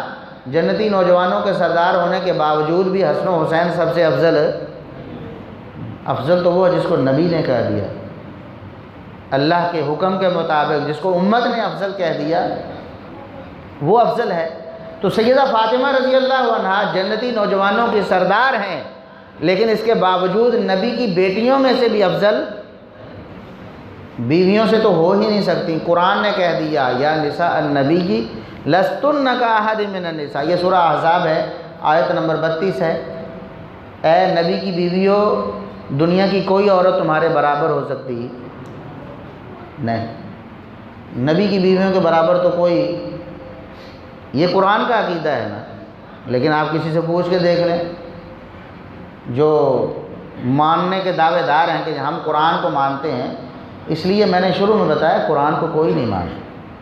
قرآن کو مانے تو قرآن کہتا ہے کہ نبی کی بیویوں کوئی بھی دنیا کی عورت تمہارے برابر ہو سکتی، تم دنیا کی کسی عورت کے برابر نہیں ہو سکتی، تمہارا مقام تمہاری شان بہت بلند ہے، تو نبی کی بیویوں کے برابر تو نہیں ہو سکتی۔ نبی کی بیٹیوں میں جو درجات ہیں، نبی کریم صلی اللہ علیہ وسلم نے فرمایا سیدہ زینب رضی اللہ عنہا کو دیکھ کر ہی افضل بناتی اصیبت فیہ، یہ میری ساری بیٹیوں میں سے افضل ہے کیونکہ اس نے میری خاطر دکھ اٹھائے۔ اچھا یہ مصائب نہیں یاد آتے، جھوٹے مصائب بنائے لوگوں کو رلانے کے لیے، صحابہ کرام کے خلاف بکواسات کرنے کے لیے۔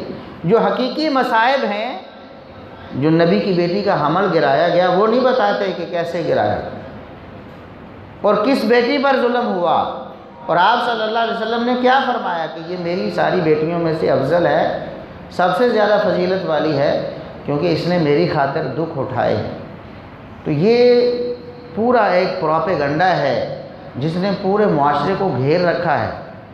اگر آج ہم صحابہ کرام کے دفاع کے حوالے سے بیدار نہیں ہوئے تو پھر وہ وقت دور نہیں جب ہمارے نوجوانوں کی اکثریت بھی، ہمارے لوگوں کی اکثریت بھی، ان کے سامنے بھی یہ سارا منظر دھندلا جائے گا، ان کو نہیں تمیز رہے گی۔ آج بھی کئی ایک ایسے، کئی صوفی، کئی پیر ہم نے آج بھی سنے ہیں، وہ کہتے ہیں جی اللہ جانے کون افضل ہے۔ جب بات ابو بکر و عمر و عثمان و علی رضی اللہ عنہم کی ہوتی ہے، اللہ جانے کون افضل ہے، ہمیں کیا اختیار ہے، ہم کسی کو کیوں افضل کہیں، اللہ جانے کون افضل ہے۔ یا تو سیدھا سیدھا کہیں گے کہ علی افضل ہیں، نبی کے بعد فضیلت علی کی ہے، سیدھا سیدھا گمراہ کن نظریہ، یا پھر اس طرح کر کے منافقت سے کام لیتے ہوئے جی اللہ جانے کون افضل ہے۔ ابھی اللہ نے تو بتا دیا ہے کون افضل ہے، نبی کریم صلی اللہ علیہ وسلم نے بتا دیا کون افضل ہے، صحابہ کرام نے بتا دیا کون افضل ہے، علی المرتضیٰ رضی اللہ عنہ نے بتا دیا کون افضل ہے، تو منافق کیوں بنے ہوئے ہو؟ جب علی کہتے ہیں کہ خیر الناس بعد رسول اللہ ابو بکر، کہ رسول اللہ صلی اللہ علیہ وسلم کے بعد سب سے بہترین ہستی ابو بکر کی ہے، تم کہتے ہو اللہ جانے جی، تم علی کو کب مانتے ہو؟ اس لیے صحابہ کرام کے حوالے سے اپنے آپ کو بیدار کرنا ہوگا، اپنی جو نئی نسل ہے ان کو آگاہی دینی ہوگی، اور حقیقی محبت جو اہل بیت سے ہے اس کو لوگوں کے سامنے پیش کرنا ہوگا کہ نبی کی بیویاں بھی اہل بیت ہے نا، تو ان سے محبت بھی ایمان ہے۔ نبی کریم صلی اللہ علیہ وسلم کے دیگر رشتہ دار آپ صلی اللہ علیہ وسلم نے جن کے بارے میں دعا فرمائی، سیدنا علی رضی اللہ عنہ کے بارے میں، سیدہ فاطمہ رضی اللہ عنہ کے بارے میں، سیدنا حسن حسین رضی اللہ عنہ کے بارے میں کہ اللہم ہؤلاء اہل بیت، اے اللہ انہیں بھی میرے اہل بیت میں شامل کر دے۔ اللہ نے کر دیا، وہ بھی ہمارے سر ماتھے پر، ان کی عزت بھی، عقیدت بھی، احترام بھی، ایمان ہے۔ لیکن اہل بیت سے باقی سب کو خارج کر کے 5 کے بارے میں کہنا، 5 میں سے ایک نبی پاک صلی اللہ علیہ وسلم، باقی 4 رہ گئے، یہ 4 اہل بیت ہے، باقی سب کا انکار کر دینا، یہ اہل بیت کا نہ اقرار ہے نہ اہل بیت سے محبت ہے، یہ بلکہ اہل بیت سے بغض ہے۔ نبی کی بیٹیوں کا انکار کر دینا، نبی کی ایک بیٹی کو مان لینا اور اس کی عقیدت اور احترام کا درس دینا، اور نبی کی باقی بیٹیوں کا سرے سے انکار کر دینا، یہ نبی کریم صلی اللہ علیہ وسلم کے ساتھ کون سی خیر خواہی ہے؟ یہ آپ سے محبت کا کون سا طریقہ ہے؟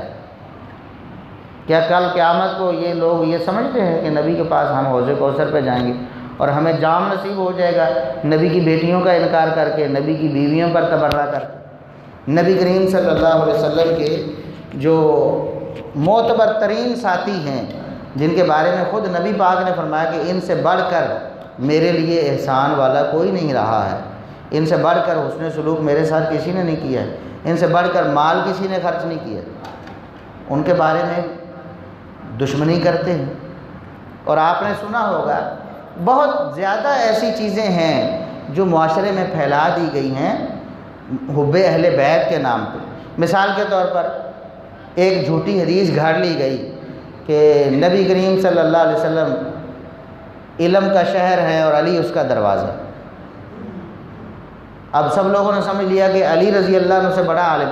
کچھ ایسے ہیں سنیوں میں سے بھی جو کہتے ہیں ابو بکر افضل تو ہیں لیکن علم علی جیسا نہیں ہے، علم سب سے زیادہ علی رضی اللہ عنہ کے پاس ہے۔ یہ بات بھی غلط ہے، خود نبی کریم صلی اللہ علیہ وسلم کی تعلیم کے خلاف ہے۔ اب ہم ایسی بات کریں گے، کہیں گے دیکھو جی ان کو تو یہ علی کی شان کم کرتے۔ بھئی علی رضی اللہ عنہ کی جو شان ہے کتاب و سنت ثابت، اس سے ایک بال برابر بھی ہم کم کرنا اس کو نفاق سمجھتے ہیں، قطعاً جائز نہیں، لیکن ان کو ان کی شان سے بڑھانا بھی تو جرم ہے۔ علی رضی اللہ عنہ نے فرمایا، اور یہ بات ہماری معتبر کتابوں میں یہاں بھی موجود ہے اور شیعہ کی معتبر کتابوں میں موجود ہے، حتیٰ کہ ان کی سب سے معتبر ترین اور نمایاں کتاب نہج البلاغہ، جس کو وہ کہتے ہیں وہ علی رضی اللہ عنہ کو خطبے ہیں، اس میں 4 دفعہ یہ روایت آئی ہے۔ ہماری کتابوں میں بھی ان کی کتابوں میں بھی کہ علی رضی اللہ عنہ نے فرمایا کہ یہلک فی رجلان میرے حوالے سے 2 بندے ہلاک اور برباد ہو جائیں گے، میری وجہ سے 2 قسم کے لوگ برباد ہو جائیں گے، جہنم میں چلے جائیں گے۔ سب سے پہلی قسم کے لوگ جو علی رضی اللہ عنہ کی وجہ سے جہنم میں جائیں گے، فرمایا وہ جو میری شان میں غلو کریں، اور دوسری قسم کے لوگ جو مجھ سے نفرت کریں گے وہ بھی جہنم میں جائیں گے۔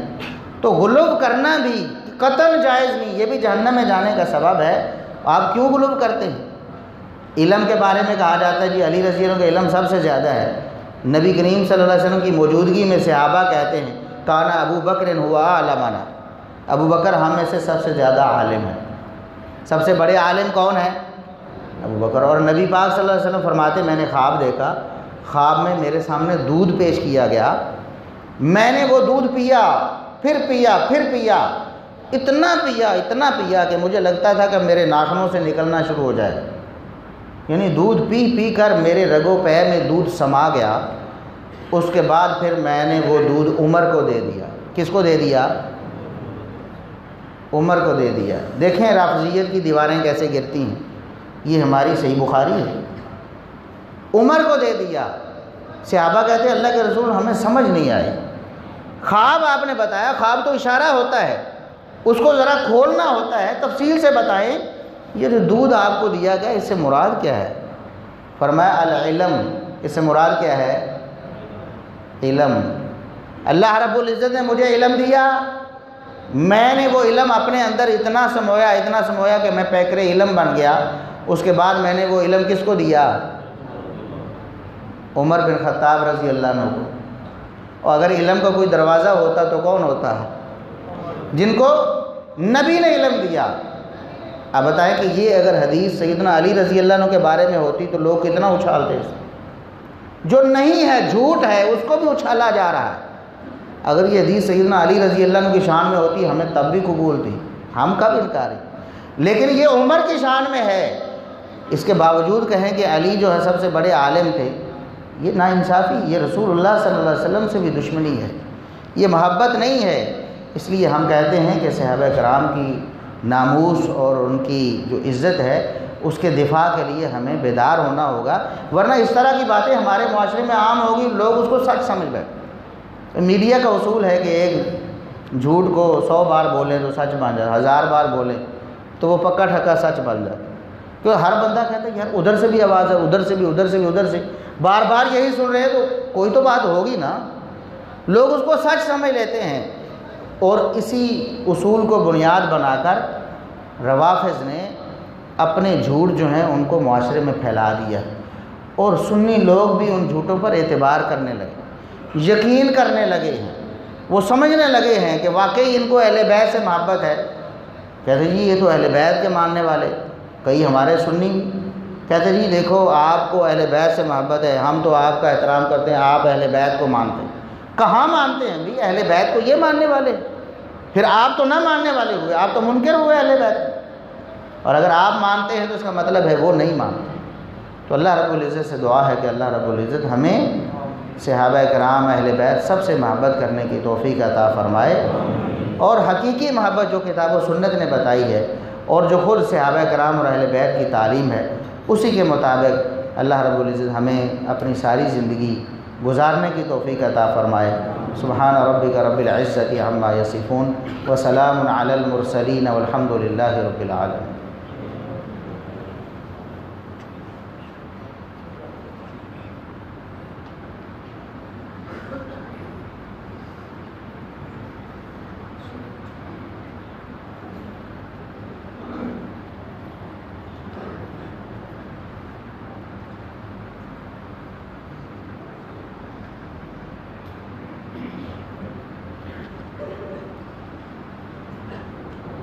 ہمارا نشست کا ایک حصہ مکمل ہوا، دوسرا حصہ سوال جواب کا ہے۔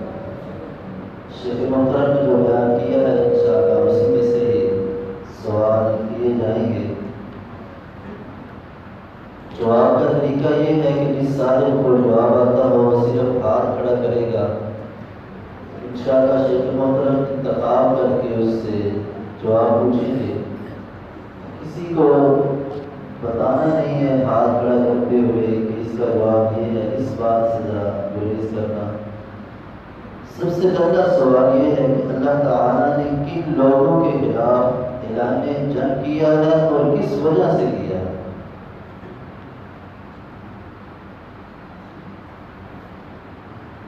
جواب مائک پہ آگے یہاں دے رہے ہیں۔ آپ آئیں، آپ جی۔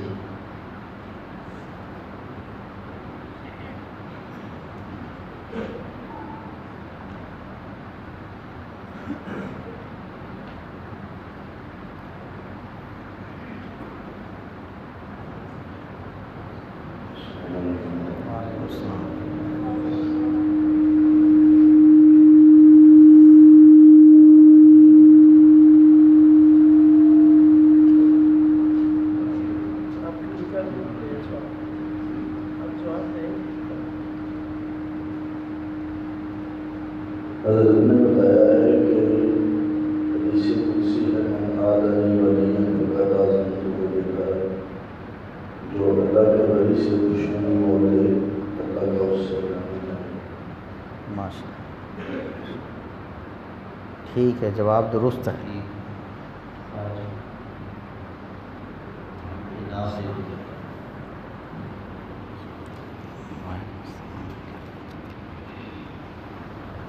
سوال نمبر 2، رسول اللہ صلی اللہ علیہ وسلم نے انصار کی محبت کی مثال کس طرح دی؟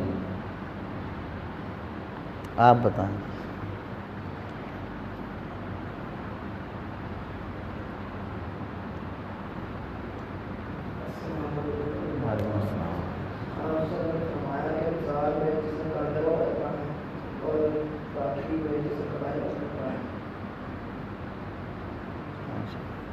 درست ہے۔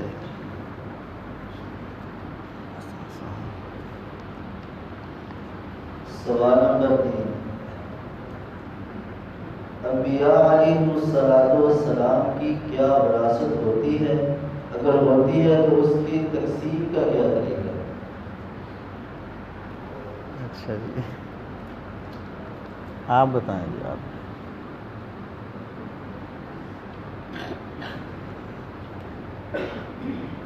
السلام علیکم۔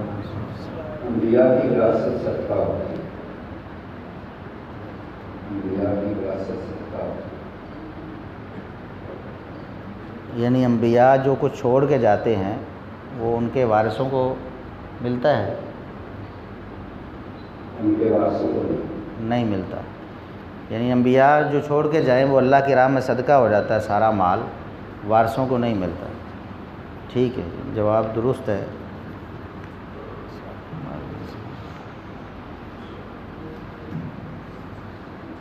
سوال نمبر 4، یہ چھوٹے بچوں سے سوال ہے، ہمارا دین، ہماری شریعت کن ہستیوں کے واسطے سے ہم تک پہنچی ہے؟ آپ بتائیں۔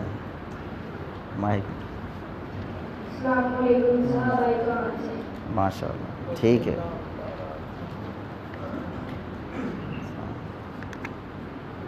سوال نمبر 5، قرآن مجید کو جمع کرنے کا مشورہ کس صحابی کا تھا اور اس کو مصحف بنا کر تقسیم کرنا یہ کس صحابی نے کہا؟ آپ بتائیں۔ یہ اگلے، ہاں جی، آپ۔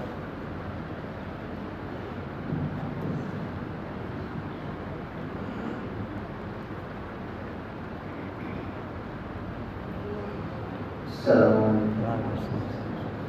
مشورہ حضرت عمر رضی اللہ تعالیٰ عنہ اور سیدنا حضرت عثمان بن عفان۔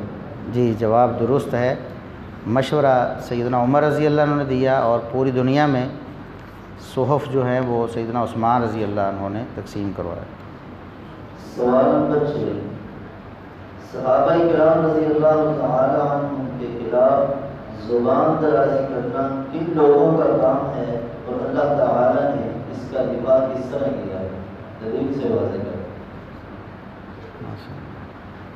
جی، آپ جی۔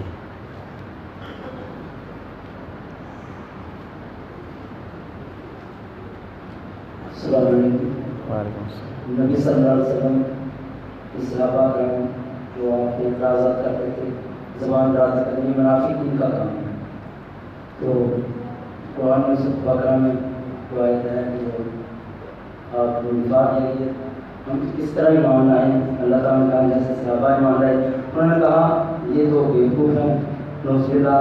تو اللہ تعالیٰ نے واپس بات پلٹائی یہی بیوقوف. جی ٹھیک ہے ماشاء اللہ. جواب درست ہے. سوال نمبر 7.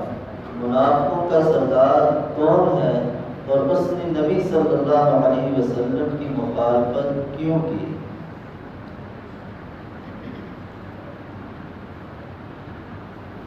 اچھا جی آپ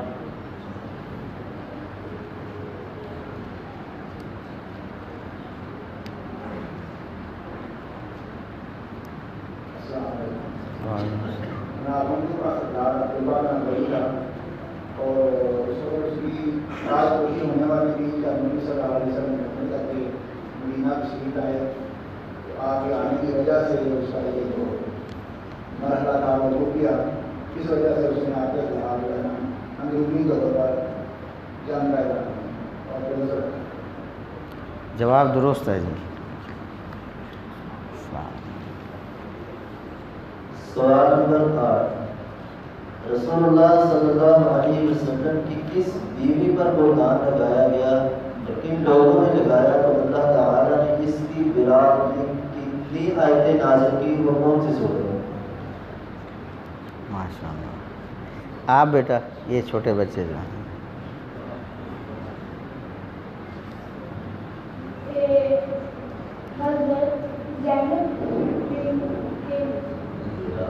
نہیں بیٹھو بیٹا.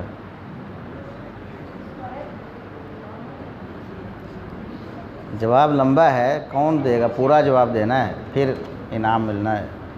آپ بتائیں.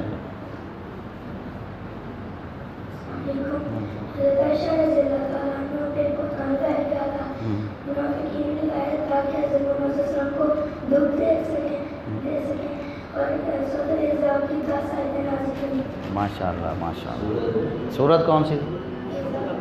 نہیں سورت احزاب نہیں. ایک دفعہ پھر سوچ لیں سورت کون سی تھی. شاباش ماشاء اللہ. ہاں جی.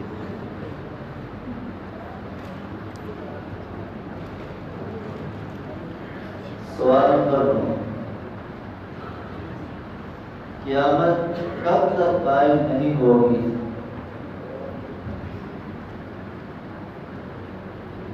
قیامت کب تک یہ آپ جی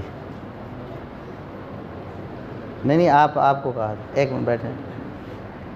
ایک منٹ بیٹا ایک منٹ وہ ان کو کہا تھا.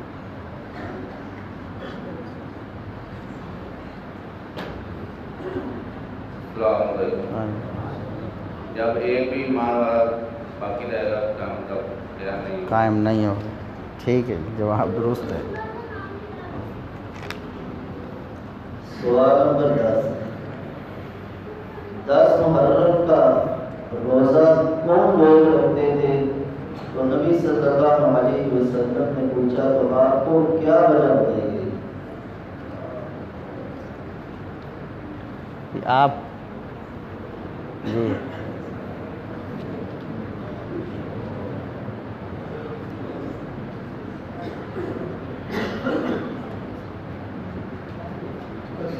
وعلیکم السلام. جب نبی کریم صلی اللہ علیہ وسلم مدینہ تشریف آئے تو یہود 10 محرم کا روزہ رکھتے. آپ نے پوچھا کہ یہود 10 محرم کا روزہ کیوں رکھتے ہیں؟ انہوں نے بتایا کہ یہود 10 محرم کا روزہ اس لیے رکھتے ہیں کہ کچھ لوگ موسیٰ علیہ السلام اور ان کی قوم کو فرعون سے نجات دیں. آپ صلی اللہ علیہ وسلم نے فرمایا کہ ہم ان یہود سے زیادہ اس چیز پہ مطلب حق رکھتے ہیں موسیٰ علیہ السلام کی وجہ سے کہ ہم 10 محرم کا روزہ رکھتے ہیں. درست ہے جی جواب ماشاء اللہ.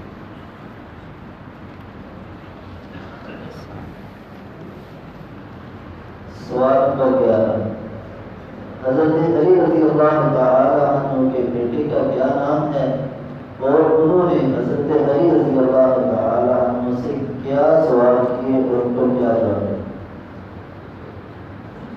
اچھا جی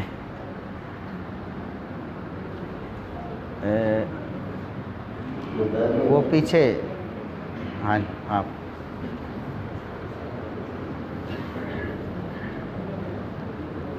وعلیکم السلام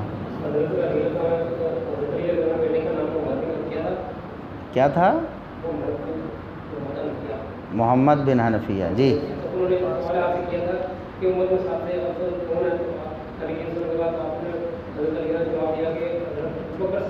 ہاں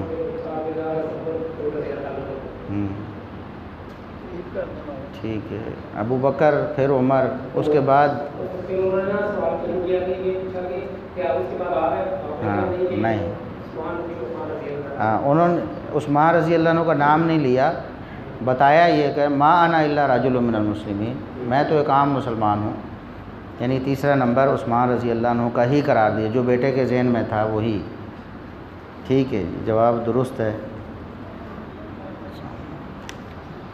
سوال نمبر 12 حضرت عائشہ رضی اللہ تعالی عنہا کی محبت کی مثال نبی صلی اللہ علیہ وسلم نے کس طرح دی اور حضرت فاطمہ رضی اللہ تعالی عنہا کو ان کے بارے میں کیا کہا؟ یہ آپ بیٹا آپ آنے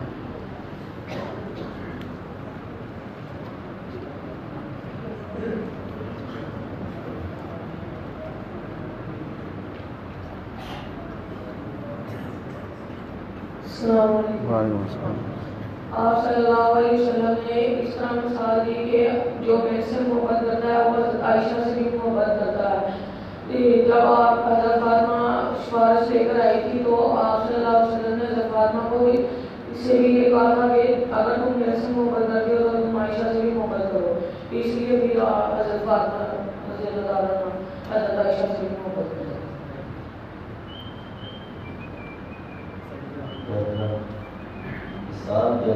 مثال کیا دی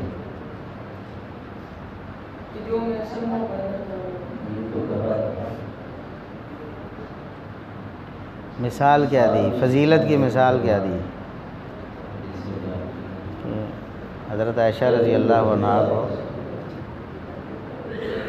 ایسے ہی فضیلت حاصل ہے جیسے ایسے ہی فضیلت حاصل ہے جیسے حضرت علی رضی اللہ عنہ۔ نہیں آپ کو آدھا جواب درست ہے تشریف رکھیں کسی اور سے پوچھتے ہیں ہاں جی آپ کو پتہ ہے بیٹا نہیں وہ پیچھے بیٹھ نہیں پتہ آپ بتائیں جی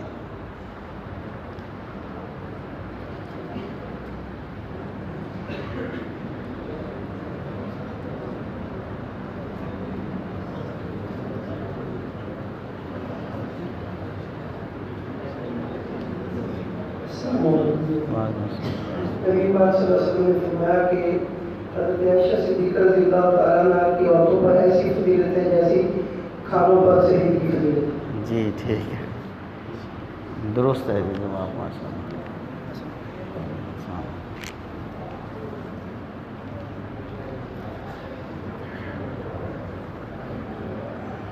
یہ آخری وہ سوال جس طرح ہم کرتے ہیں نماز کے ترجمے کے بارے میں انشاءاللہ شیخ محترم پوری نماز میں سے جہاں سے جائیں گے وہ ترجمہ سنیں گے اور وہ سارے نماز کا ترجمہ سنائے اس سے گزارش ہے کہ وہ سامعین کو پڑھا بھی دے اتنی حصے کا وہ ترجمہ سنائے۔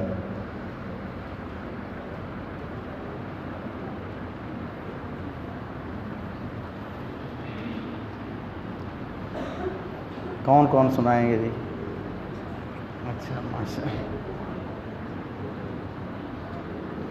اچھا بیٹا آپ کو بھی آتا ہے ترجمہ آتا ہے نماز کا ہاں جی مکمل نماز کا آتا ہے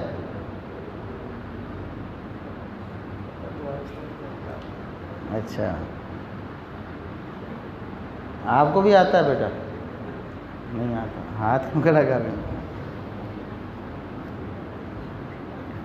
اچھا، اور بس یہ 3-4 ہی آپ کو آتا ہے ساری نماز کا ترجمہ؟ آ جائیں پھر.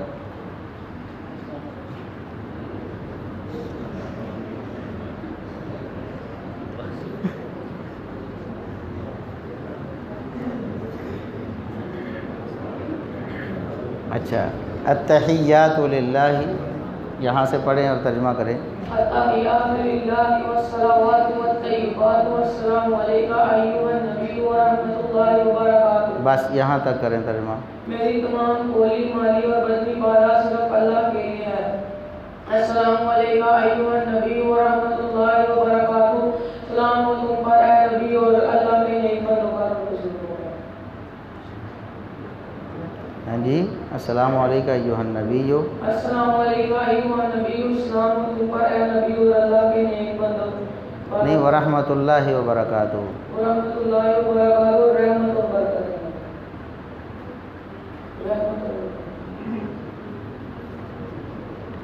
نہیں، رحمت اور برکت کو کیا ہو؟ اللہ اچھا، السلام علیکم ایھا النبی ورحمۃ اللہ، اللہ کے نیک بندوں پر. اللہ نبی صلی اللہ علیہ وسلم پر رحمت و برکت. اچھا، رحمت اور برکت. ٹھیک ہے جی، انہوں نے کوشش کی ماشاءاللہ. ہاں جی، ہاں یہ ٹخنوں سے اوپر کریں شلوار. پڑھائیں نا پھر. التحیات للہ والصلوات والطیبات.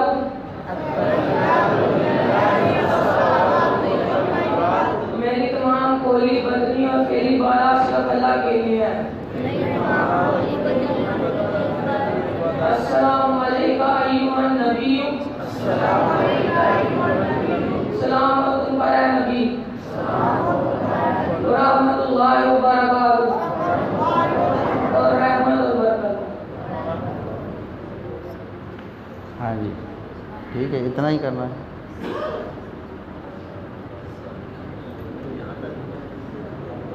آگے بھی. ہاں جی،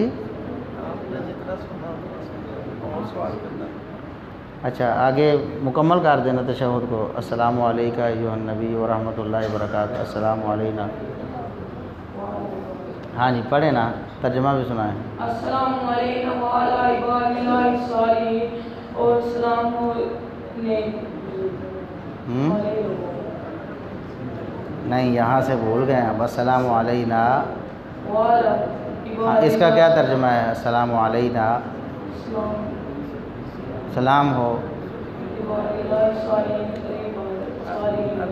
علینا کا کیا ترجمہ ہے؟ مجھ پر، ہم پر. اچھا آگے وعلی عباد اللہ الصالحین. نہیں، عباد اللہ کا کیا ترجمہ ہے؟ ہمیشہ.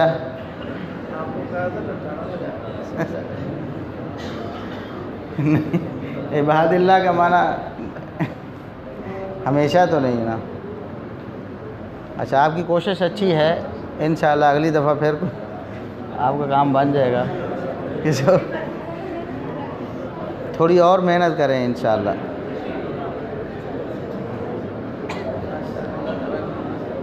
اب یہ اگلا سوال ہوگا.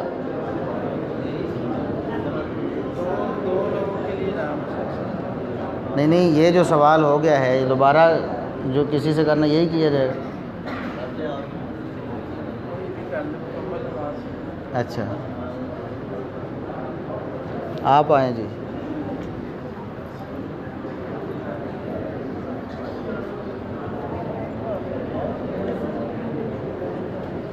درود کے بعد دعا کون سی آپ نے یاد کی ہے نماز میں؟ وہ دعا پڑھیں اور اس کا ترجمہ کریں. اللهم إني أعوذ بك من عذاب القبر وأعوذ بك من عذاب جهنم.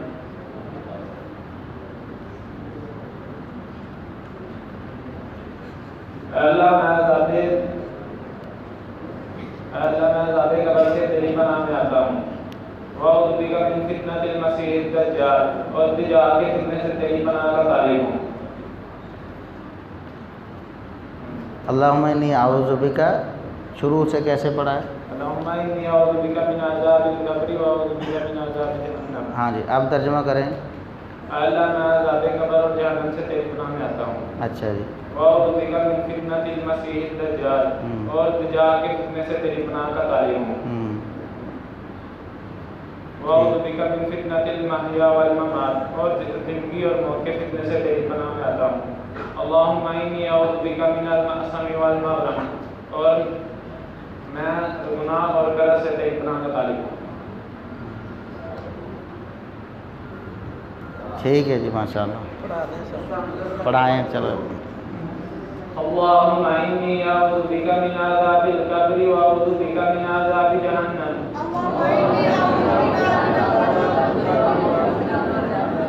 اے اللہ میں عذاب قبر اور جہنم سے تیری پناہ میں آتا ہوں. اللہ واعوذ بک من فتنۃ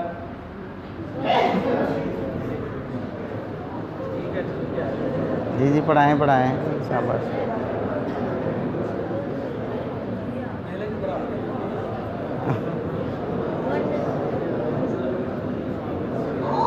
واعوذ بک من فتنۃ المسیح الدجال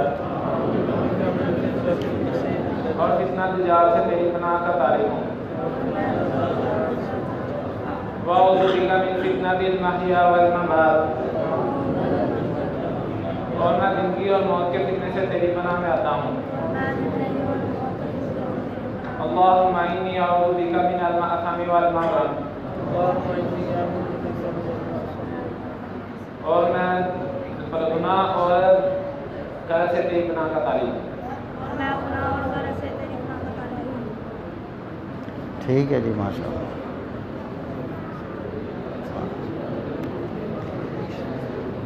آخری سوال رہ گیا ہے نماز کے حوالے سے. تو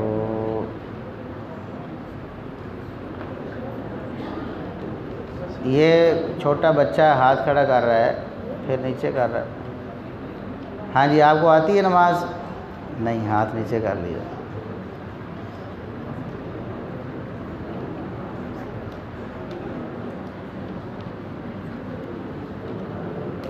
آپ کو آتی ہے ساری نماز؟ دعائیں نہیں آتی؟ پھر ساری نماز یاد کریں نا پھر آپ کا نمبر آئے گا. اور آپ کو بھی آتی ہے؟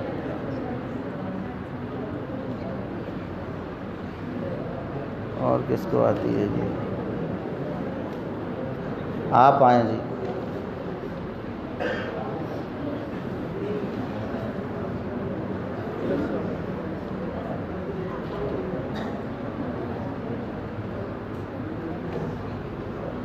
رکوع کے بعد کیا پڑھتے ہیں؟ ہاں جی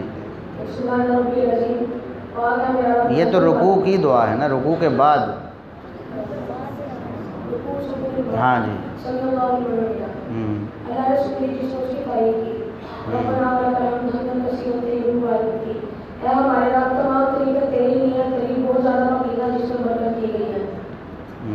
آگے سجدے کی دعا.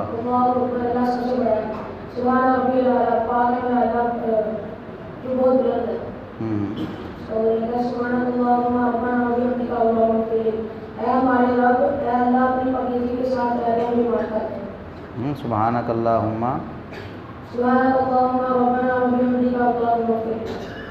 پھر ترجمہ کریں.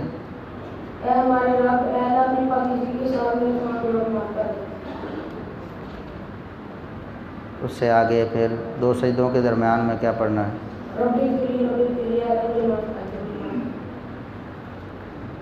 ٹھیک ہے ماشاءاللہ. پھر پڑھائیں سب کو. ہاں جی سمیع اللہ لمن حمیدہ سے. اللہ نے سنی رشتوں کی تعریف کی. ربنا ولک الحمد حمدا کثیرا طیبا مبارکا فیہ. اے ہمارے رب تمام تعریفیں تیرے لیے ہیں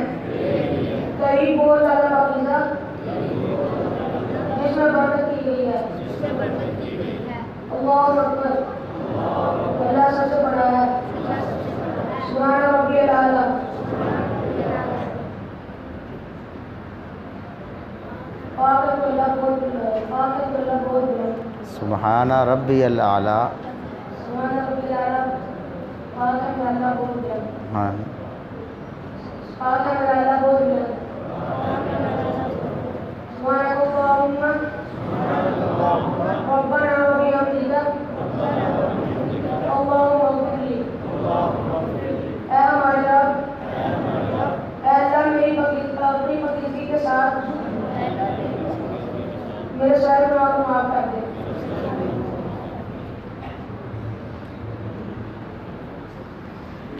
ٹھیک ہے جی، یہ آپ کا انعام ہے جی.